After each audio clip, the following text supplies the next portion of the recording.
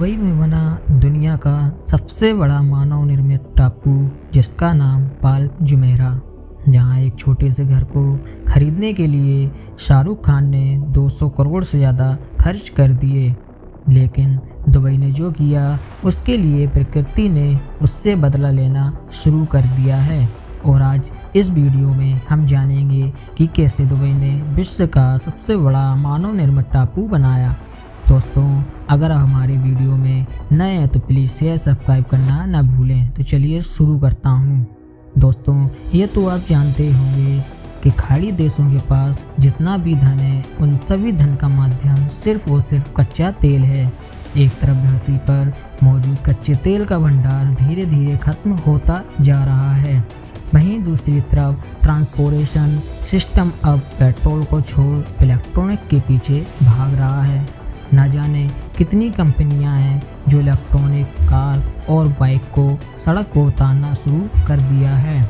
ये सब देखते हुए दुबई को इस बात की समझ आ गई थी कि समय रहते अगर उसने अपनी कमाई के लिए किसी और विकल्प को नहीं ढूंढा तो वह दिन दूर नहीं जब दुबई की गिनती फिर से किसी गरीब जगह के रूप में होने लगेगी। दुबई ने इस विषय पर अच्छे से सोचा और उसे एकमात्र तरीका यही समझ आया कि क्यों ना दुबई को दुनिया का सबसे बेहतरीन टूरिस्ट स्पॉट बना दिया जाए।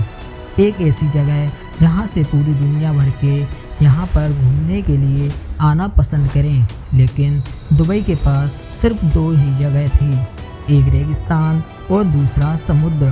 दुबई ने पूरी दुनिया से अलग सोचते हुए रेगिस्तान की ज़मीन को छोड़कर अपने समुद्री इलाके का इस्तेमाल करना सोचा और 1990 के दशक में ही समुद्र के ऊपर मानव निर्मित टापू बनाने का योजना बना ली।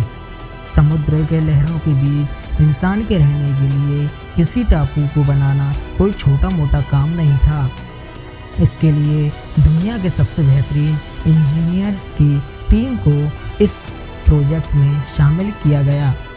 आपको जानकर हैरानी होगी कि समुद्र के बीचों बीच बने इतने भारी टापू की नींव को मजबूत बनाने के लिए किसी भी तरह के स्टील या सीमेंट का इस्तेमाल नहीं किया गया है। इंजीनियर्स की टीम ने इस द्वीप का आधार रेत और चट्टानों के साथ बनाया और यह वही चट्टानें हैं जो हमारे देश के छतरपुर में पाई जाती हैं, जिसे हम ग्रेनाइट के नाम से भी जानते हैं। दरअसल जब पाल्म जुमेयरा को बनाने का फैसला लिया गया तब विशेषज्ञों ने भी यह कहा कि पाल्म टापू की नींव के लिए ऐसे पत्थरों का उपयोग करा जाएगा जो पत्थर पानी में भी कभी खराब ना हो। जिसके बाद इंजीनियर्स ने पूरी दुनिया भर में ऐसे पत्थरों को ढूंढना शुरू कर दिया।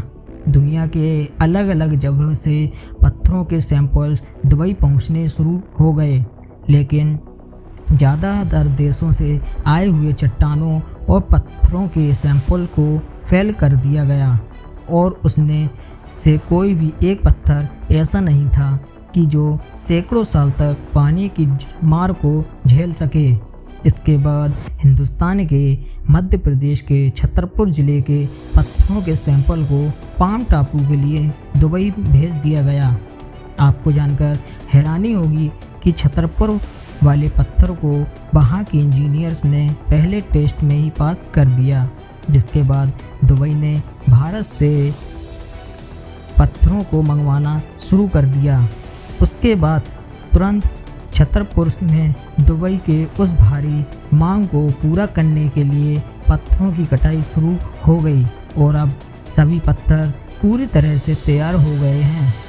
तब उन पत्थरों को छतरपुर से सबसे पहले गुजरात में भेजा गया। उन पत्थरों का आकार 25 से 30 फीट था और हर एक पत्थर का वजन 35 से 40 टन का था। यही वजह है कि इतने अधिक मात्रा में पत्थरों को सिर्फ गुजरात तक पहुंचाने में ही 2 महीने से ज़्यादा का वक्त लग गया था। जिसके बाद गुजरात के बंदरगाह से जहाज़ के द्वारा उन पत्थरों को दुबई तक पहुंचाया गया। जिसके बाद उन ही ग्रेनाइट के पत्थरों से पाल्म टापू की नींव को रखा गया। आज भी पाम टापू छतरपुर जिले से भेजे गए ग्रेनाइट के पत्थरों की नींव पर ही बना हुआ है।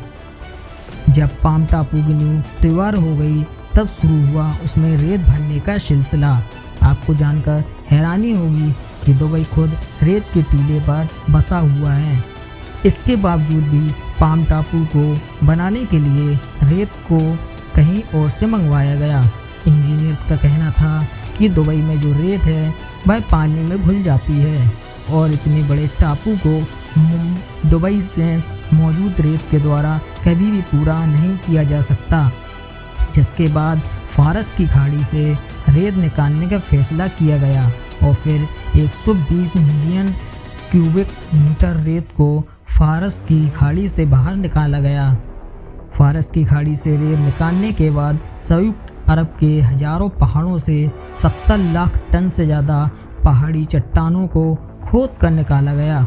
यानी 120 मिलियन क्यूबिक मीटर रेत और 70 लाख से भी ज़्यादा चट्टानों को भरकर समुद्र के भीतर एक ज़मीन तैयार कर दी। आसान शब्दों में कहें तो यह चट्टानें और रेत इतना ज़्यादा हो गया कि आप पृथ्वी के गोलाई पर 2 मीटर ऊंची दीवार 3 बार बनाई जा सकती है।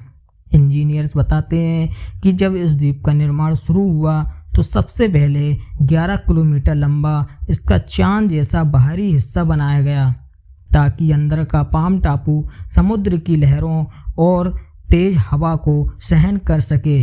और जब टापू बनना शुरू हो गया तब इंजीनियर सैटेलाइट के द्वारा इसकी तस्वीरों को देखते थे कि टापू ठीक से बन रहा है या नहीं। वह सभी टापू पर लगातार सैटेलाइट के द्वारा नज़र रखते थे ताकि इस द्वीप के आगे वाले हिस्से का निर्माण सही से किया जा सके, क्योंकि अगर कोई भी गलती हो जाती है तो उस गलती को सुधारना बहुत ज़्यादा मुश्किल हो सकता था। एक तरफ जहां ऊपर से सैटेलाइट के द्वारा नज़र रखी जाती थी, वहीं समुद्र के अंदर सैकड़ों गोताखोरों की टीम लगातार नज़र बनाए रखती थी कि द्वीप की ज़मीन कहीं से खिसक तो नहीं रही या कहीं से रेत फैल तो नहीं रही।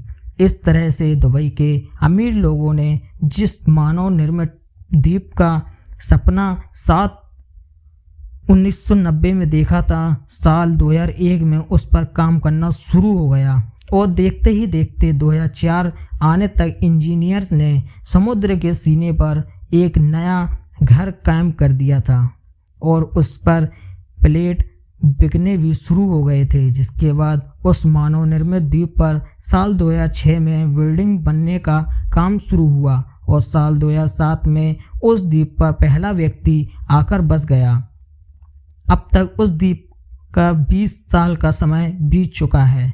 वह द्वीप पूरी दुनिया के लिए किसी आश्चर्य से कम नहीं है, क्योंकि पूरी दुनिया में ऐसा मानव द्वीप कहीं पर भी नहीं है। यह द्वीप बिल्कुल पाम के पेड़ की तरह बनाया गया है। इस द्वीप की गजब की बनावट को देखने के लिए पर्यटकों को हेलीकॉप्टर का सहारा लेना पड़ता है और वहीं सब दुबई की कमाई का एक नया विकल्प बनता जा रहा है। उस टापू में बने छोटे से छोटे घर के लिए कीमत भी करोड़ों रुपए में है। दोस्तों, अगर ये वीडियो पसंद आई हो तो प्लीज़ शेयर सब्सक्राइब करना ना भूलें।